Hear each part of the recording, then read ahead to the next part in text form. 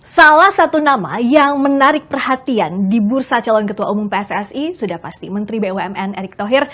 Dan saya, Friska Clarissa, saat ini sudah bersama eksklusif untuk berbincang langsung dengan Pak Erick Thohir. Halo, sehat Pak Erick? Sehat, alhamdulillah. Senang sekali pertama kali di TV untuk berbincang pasca mendaftar ya jadi ketua umum PSSI. Jadi ceritanya gimana Pak Erick? Soalnya kan gini, waktu Desember lalu ketemu wartawan di DPR, saya ingat banget Pak Erick bilang bahwa itu masih jauh kayaknya soal pendaftaran jadi ketua umum PSSI. Terus sekarang kenapa dianggap momentum yang tepat? Waktu itu memang waktu tanggal awal Desember kalau nggak salah sebelum ke Doha. Betul. Itu media nanya ke saya, Pak gimana kalau gini-gini? Ya saya bilang terlalu dini karena saya nggak tahu apa-apa dan tidak pernah terpikir gitu. Cuman waktu saya ke Doha, saya juga ya dalam tanda kutip nonton, terus banyak ketemu figur-figur besar di sepak bola. Dan salah satu ke Doha itu kan selain saya rapat dengan Menteri Keuangan Doha, beberapa petinggi Doha, dan juga ada surat Bapak Presiden ke Emir waktu itu. Ya.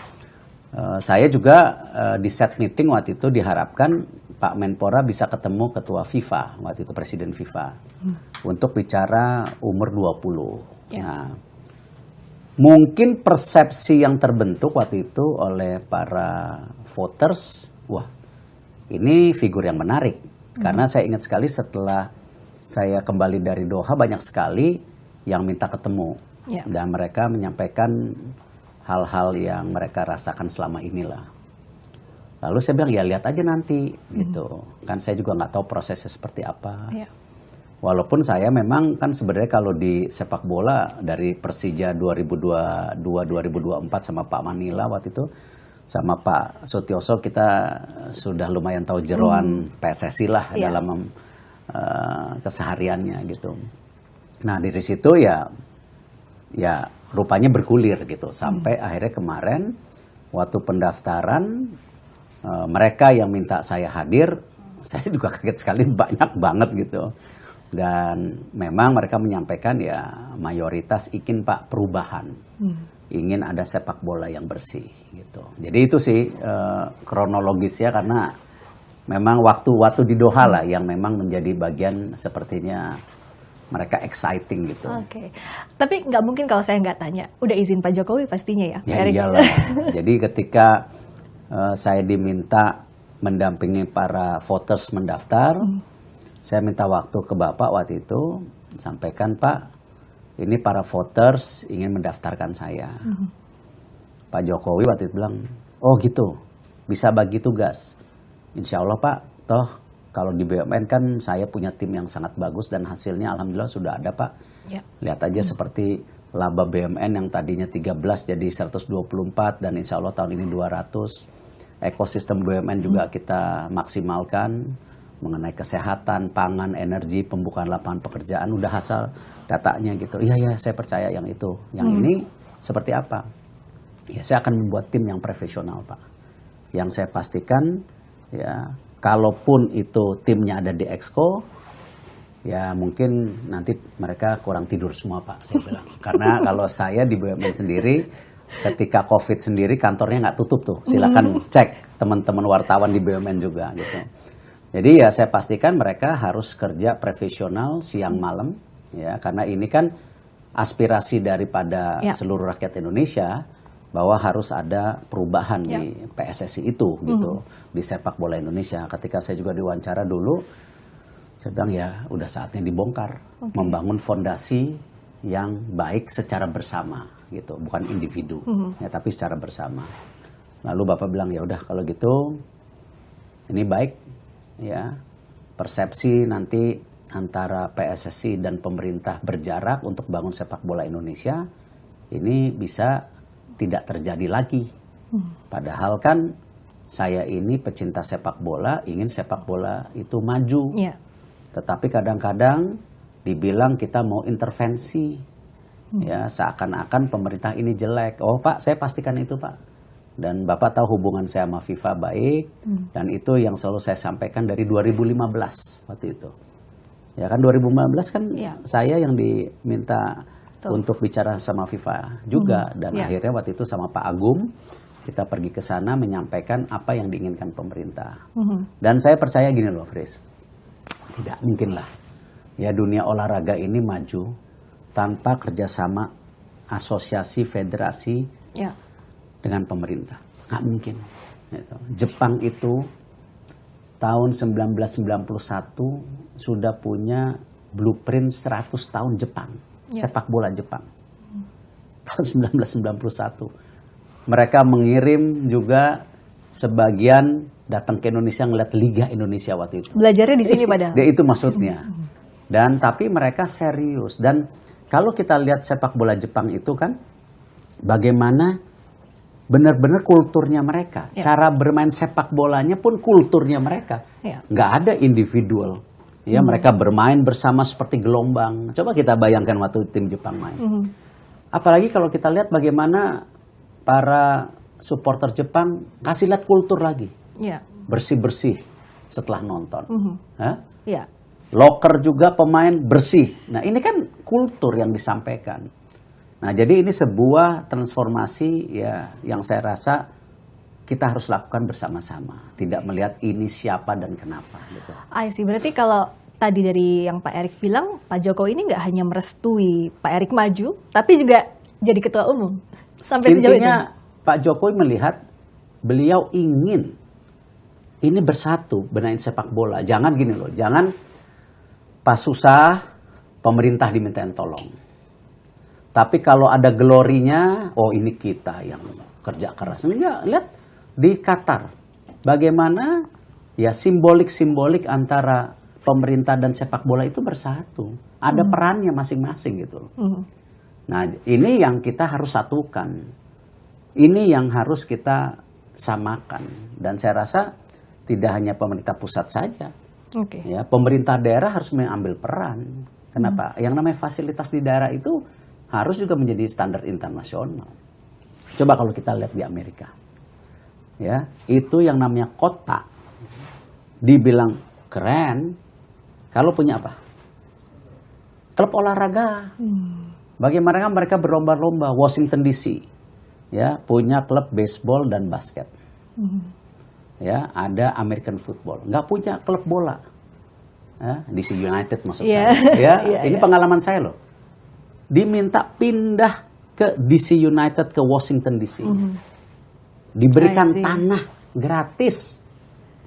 Asal bangun stadion dalam waktu 3 tahun. Jadi dikasih fasilitasnya gitu Loh, untuk iya. bikin klub yang keren. Karena apa? Itulah simbolik bahwa dia menjadi kota besar gitu.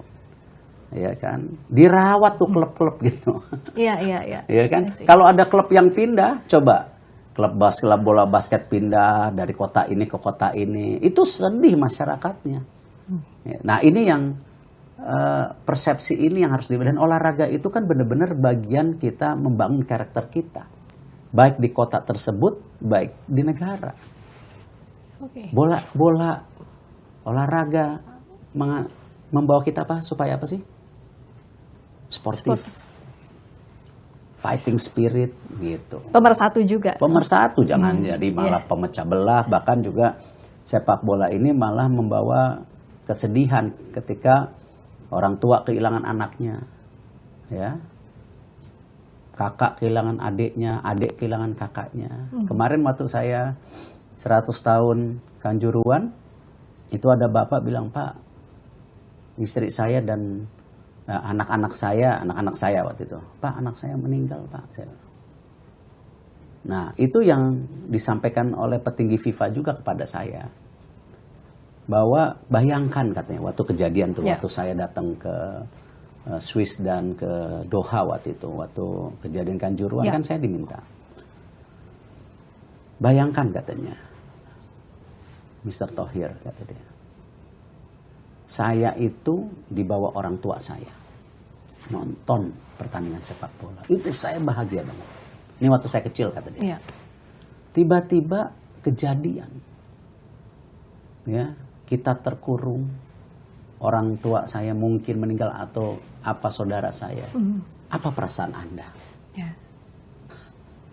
Itu nightmare seumur hidup. Nah itulah, jadi apa?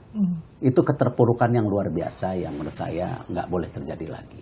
Apa evaluasinya kalau Pak Erik? Ya kalau lihat dari sekarang kemarin? banyak hal, kita nggak bisa saling menyalahkan. Karena apa? Kita tidak punya SOP, tidak punya sistem yang baik dalam penanganan atau pertandingan sepak bola. Makanya kadang-kadang pertandingan sepak bola ini konotasinya juga di teman-teman keamanan ya TNI Polri menakutkan gitu.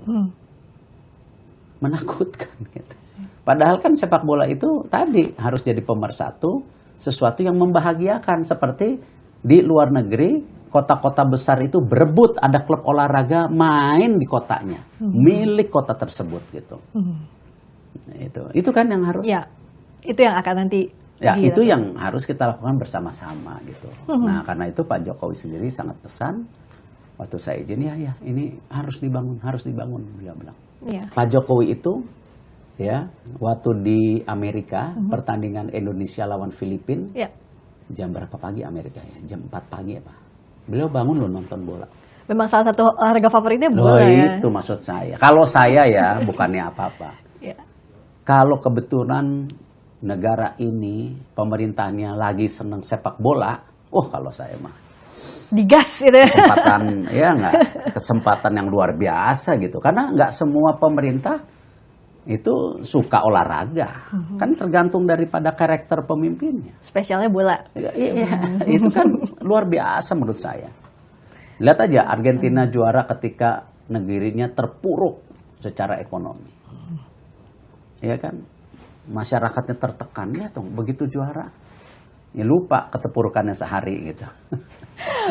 Pak Erik, ini yang kan? juga jadi pertanyaan yang rame gini. Tadi kan Pak Jokowi udah kasih restu. Pak Erik maju punya harapan buat pembenahan sepak bola Indonesia lewat Pak Erik. Juga Pak Zainuddin Amali maju sebagai waketum. Artinya istana kasih restu deh gitu. Buat lingkarannya maju jadi calon ketua umum maupun wakil ketua umum PSSI. Tapi kan suara sumbang di luar juga banyak. Iya. Apa ini intervensi pemerintah nih mau masuk-masuk cawe-cawe ke PSSI? Itu Ya gimana kalau jawabnya? persepsi itu kan begini, berapa banyak menteri yang jadi pimpinan olahraga? Pak Prabowo di silat, Pak Erlangga di wusu, ya kan? Pak Luhut di atletik. Ada nggak aturannya? Kan nggak ada. Dan mereka ini semua yang penting apa? Memang suka gitu. Pak Prabowo memang suka silat. Pak Erlangga cerita sama saya dia suka film kungfu, ya kan? Beliau sampaikan itu ke saya.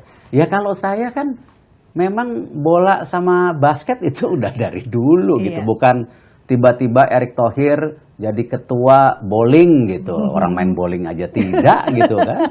Nah kalau ini track recordnya jelas gitu, ya kan.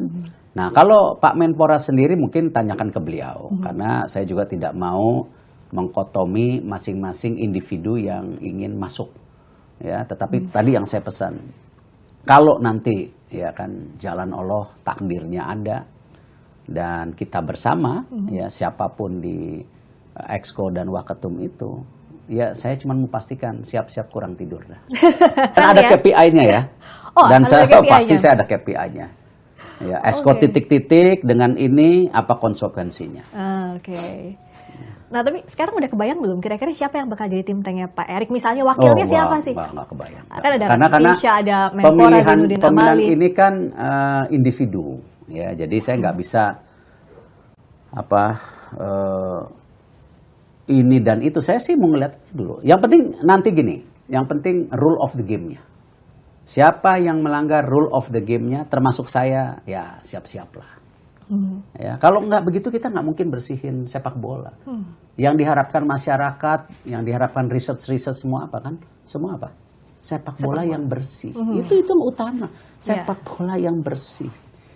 Ya, kemarin saya sedang mengecek harga bahan pokok di Medan karena persiapan untuk Ramadan kan.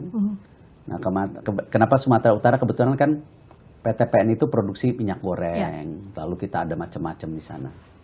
Ketika saya cek waktu itu di pasar ketemu masyarakat, mereka semua bilang, Pak, titip PSSI ya katanya, dengan ketulusan loh. Terus saya bilang titip apanya? Saya pura-pura gitu. Lalu apa yang disampaikan? Ya, mereka Pak nggak bisa lah, masa sepak bola kita begini-begini aja. Ya, kami nih Pak di Sumatera lihat dong Pak katanya. Lihat apanya nggak ngerti. Itu. Cuman ya intinya apa? Mereka ada emotional bonding yang mereka mengharapkan sesuatu gitu. Termasuk waktu Pak Erick daftar itu kita ingat Pak Erick bilang bahwa butuh nyali nih untuk membersihkan dari tangan-tangan kotor. Sejauh ini apa sih Pak tangan-tangan kotor karena begini, siapa atau itu apa yang jadi problem utama? Itu ketika kita memegang sepak bola yang benar-benar ini masyarakat harapkan gitu, ada pembersihan total. Ya. Itu kan konflik of interest akan terjadi, termasuk ke saya nanti. Ya, mengambil keputusan yang ini mungkin pendukung saya nggak suka. Ya, atau mungkin exco ini nggak suka. Nah, makanya saya bilang rule of the game-nya harus ada. Dan ketika kita ngambil keputusan itu harus yang benar-benar keyakinan kan jauh dari konflik of interest. Ya, nah ini yang kita harus jaga. Ya, termasuk kan? lawan mafia nggak gampang tuh. Loh, harus kita hadapi. Dan itulah yang Presiden FIFA sampaikan ke saya waktu itu. Saya ini sangat senang sepak bola di Asia, zona Asia berkembang. Beliau sampaikan ke saya. Lihat berapa kue industri sepak bola ya di dunia. 70% di Eropa, dia bilang. Kalau kita ngelihat negara G20 yang baru aja kemarin saya datengin di Bali katanya. Itu total GDP negara G20 di ekonomi dunia kurang lebih 80% kata dia. Coba dipecahkan lagi. Dari G20 itu ada berapa negara Asia? Dan dari negara Asia itu berapa porsi GDP dibandingkan negara-negara di G20? Artinya apa dia bilang? Ekonominya tidak boleh dimonopoli oleh satu regional. Kenapa saya mendukung sepak bola ada di Asia? Doha, saya tungguin dari awal. Bukan karena apa-apa. Bukan karena berita-berita saya disogok, dibayar FIFA. Nggak ada hubungan, katanya orang saya bukan presidennya saat itu, kata dia. Gitu kan? Tapi saya ingin apa? Sepak bola di Asia ini maju. Ya. Itu yang diharapkan. Ini berapa besar penduduknya. Nah, itu yang saya lihat momentum. Momentum juga yang tentu kita harus apalah kata-kata ini mungkin kata-kata jelek, kita tunggangi. Kita tunggangi apa? Ketika FIFA ingin membangun sepak bola Asia, ya kita harus tunggangi. Kenapa? Kita negara besar. Riding the waves, ya kita ini negara besar di Asia dan Asia Tenggara. Masa 276 juta nggak bisa cari 11 pemain? Ya. Ya kan? Itu dia. Nah, harapannya buat timnas ini gimana? Kalau kita bicara timnas kan banyak harapan. Misalnya AFF kita belum pernah juara. Ya, nah, berbenahnya dari mana? Ya, kembali gini. Kita itu nggak bisa bentuk timnas ya kemarin. Kita harus lihat apa yang dibutuhkan. Sintayong, pelatih yang bagus. Dibutuhkan. Tetapi perlu nggak support lebih? Perlu. Kita tidak punya fasilitas training buat tim nasional. Oke. Kalau perlu 2. Yang udara panas sama udara yang tinggi. Supaya apa? Ketika mereka bertanding, mereka sudah punya adaptasi. Ya. Ada yang panas, ada yang tinggi jajaran. Karena itu beda paru-parunya. Training center. Lalu pelatih Sintayong perlu nggak dilengkapi oleh orang-orang yang memang mendukung dia? Jangan malah jadi politiking di dalamnya. Benar nggak orang yang sincere, yang tulus mau belajar? Bisa nggak dari junior semua mainnya sama sampai atas? Iya kan? Nggak mungkin tim Jepang itu main kayak kemarin kalau nggak dari latih kecil. Dari umur 16, 17, semua sama sistemnya. Kalau perlu dari 13. Ya. Itu kan karakter yang harus dibentuk. Jangan kita ini bangsa seperti ini mau ikut gaya main misalnya Sweden atau Finland yang gede-gede. Ya, suku Vikings itu. Jauh beda badannya. Gitu. Nah ini kultur yang harus kita bentuk sama-sama gitu. Artinya banyak juga pertanyaan misalnya terus Pak Erick kayak misalnya tim nasional. Nggak mungkin tim nasional kita latihan seminggu terus tanding. Emang kita kelas Eropa? Itu yang namanya Doha, Qatar. Itu tim nasionalnya dibentuk dari mereka usia 16 atau 13 ya lupa. Groomingnya itu dari awal Iya kan? memang. Itu timnya bareng. Pelatihnya aja lama. Kalah di babak awal, masuk sejarah. Iya. Tapi apa yang mereka sudah upaya, itu yang diapresiasi dong. Jangan ngelihat kesan-kesan, wah udah tuan rumah, kalah lagi kan gitu. Dicemooh, jangan itu. Itu kebanggaan sebuah bangsa gitu. Nah, ini yang kita harus lakukan. Tim nasional kita itu punya proper strategi, roadmap, ya, untuk kalender FIFA kita maksimalkan. Pembentukan tim harus dimaksimalkan dan mereka perlu pertandingan, perlu permainan. Nggak mungkin mereka kumpul satu dari Eropa, satu dari Bandung, ya satu dari Lampung gitu, satu dari Jawa Timur, satu dari yuk main gitu. Nggak mungkin. Betul, mereka perlu coba, butuh pertandingan. Iya dong. apalagi kualitas ya, kualitas lapangan kita di daerah-daerah. Saya melihat kualitasnya nggak standar, ya kan? Kenapa pemain sepak bola kita kalau bawa bola pasti ngeliat ke bawah? Ya, kenapa? Takut kesleo. Ya. Karena kondisinya bagus. Goyang ini bentuknya gitu, ya kan? Gimana dia bisa pegang bola bisa begini? Oh, di mana temennya gitu? Nggak kebiasa mereka pegang bola ngeliat kanan kiri. Gini dulu, gitu baru ngeliat sana. Udah telat, ya kan? Kalau di tempat lain dia gini kan, passingnya ke sana gitu. Ya. Nah itu yang harus distandarisasi. Memang berat ini, makanya saya bilang dimulai harus dari sepak bola yang bersih dulu. Itu yang utama. Jadi nanti semuanya bisa menjadi saluran yang positif gitu. Nah pengurusnya juga harus bersih. Nggak bisa pengurusnya, oh ada titipan ini, pengen itu, ini, oh ini, ya nggak bisa.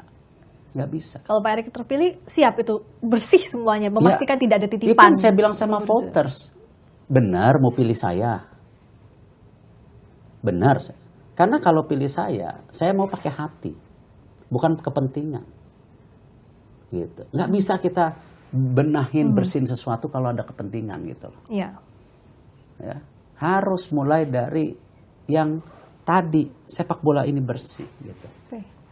Yang juga jadi problem misalnya sekarang selain pembenahan timnas, kita tahu ini kan tadi Pak Erick bilang Jepang itu dari tahun 91 belajarnya ke kita, tapi Jepang sekarang udah masuk Piala Dunia, kita masih gini-gini aja.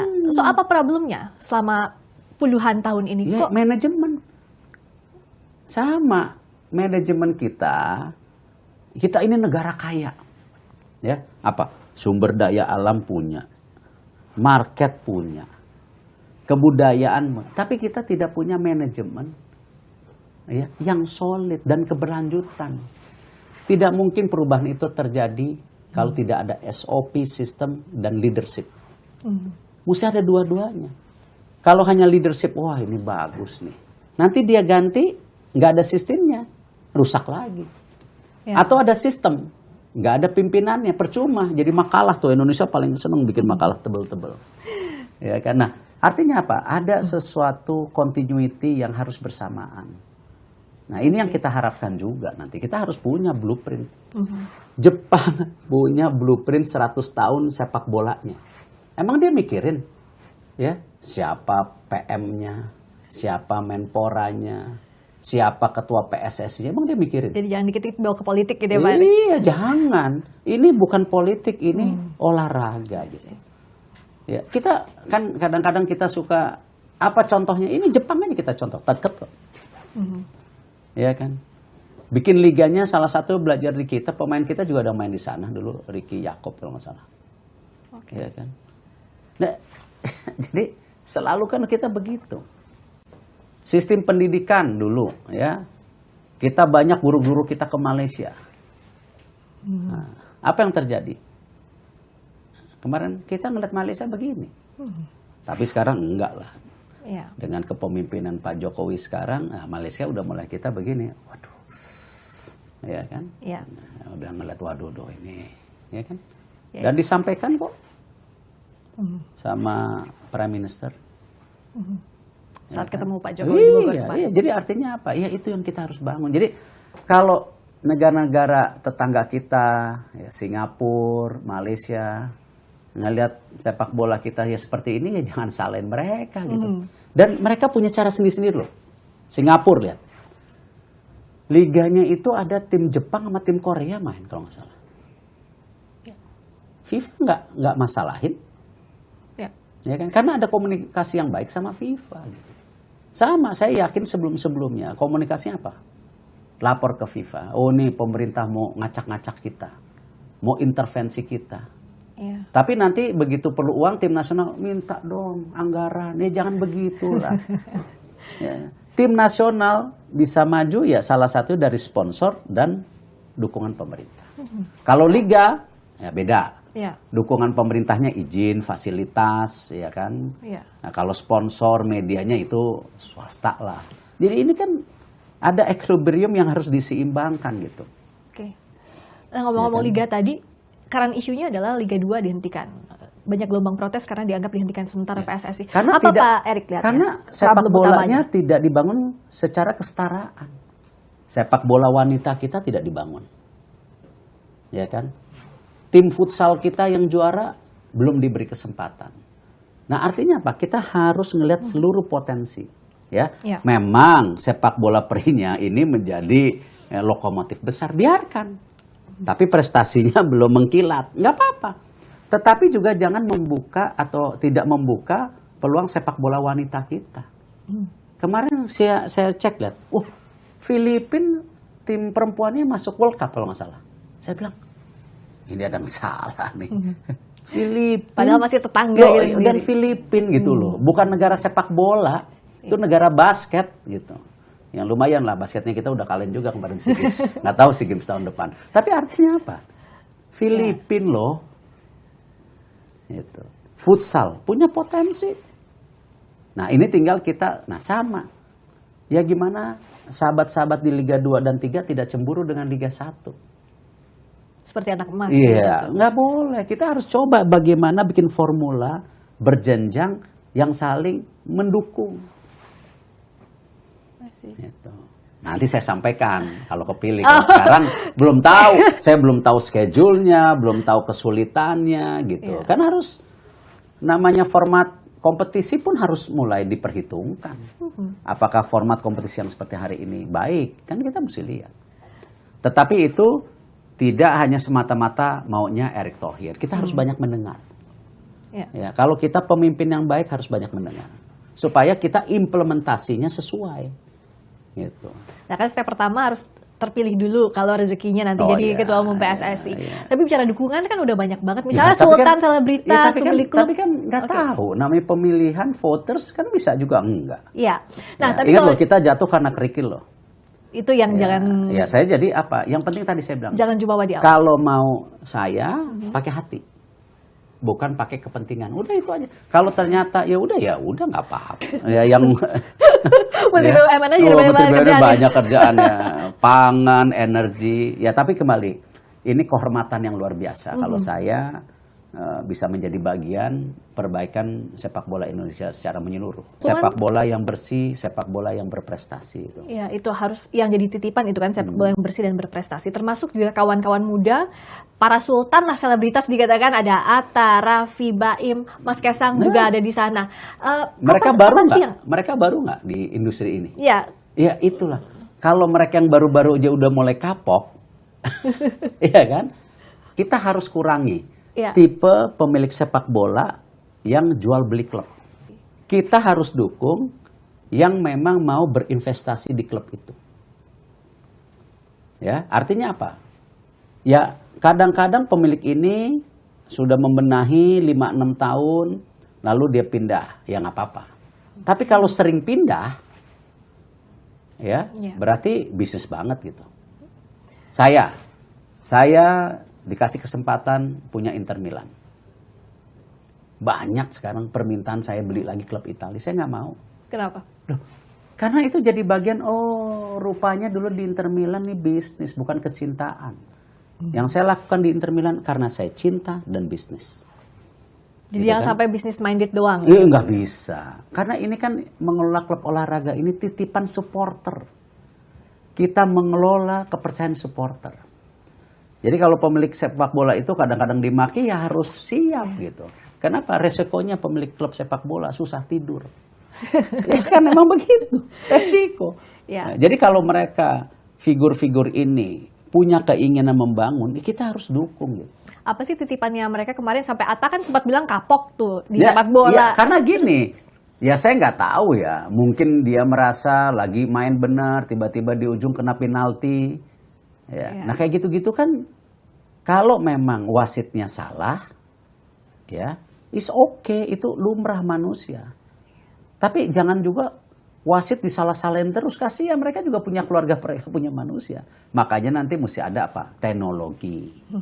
Ya, di World Cup bolanya aja pakai chip.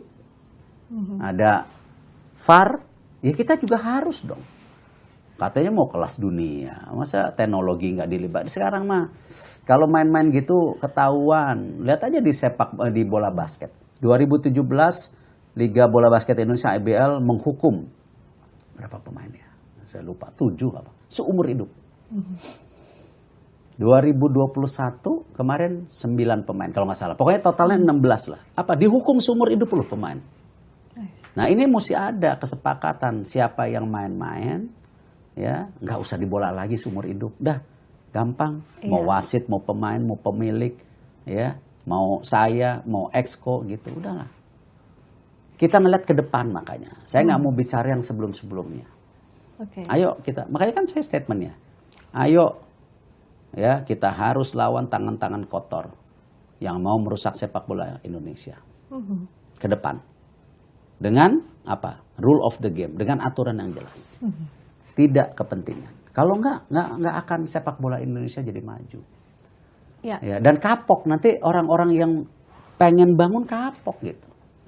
Dan saya rasa pemilik klub-klub yang lama juga ya, yang sudah lebih lama dari Raffi, dari Atta, sebenarnya ya kapok gitu. Saya yakin coba kalau kita interview satu-satu nanti ya. Cuman karena dia cinta banget gitu. Jadi ya gimana lagi? Lo kan ada tokoh-tokoh juga yang punya di daerahnya, itu cinta banget pasti mereka. Ya.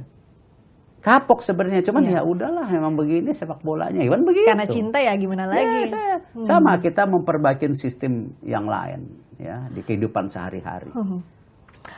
Oke, setuju kita harus lihat ke depan. Tapi kan mau nggak mau juga lihat ke belakang. Ya ampun, PR-nya banyak banget yang harus dibenahi. Mulai dari mana? Entry point-nya dari mana kalau dari Pak Sepak Erick? bola yang bersih. Sepak bola yang bersih itu dengan rule of the game yang jelas, aturan yang jelas. Oke. Itu dulu aja. Ya kan? Dan itu bisa banget diwujudin. Ya sama di BUMN juga itu kan aturannya dulu yang jelas, ya nggak? Ya ini direksi ini, yang mimpin ini dipilih Bu Rini, dipilih saya, nggak apa-apa. Saya nggak ngelihat. Yang penting KPI-nya. Ya. Dan saya udah buktikan yang diangkat Bu Rini masih ada, yang saya angkat saya copot.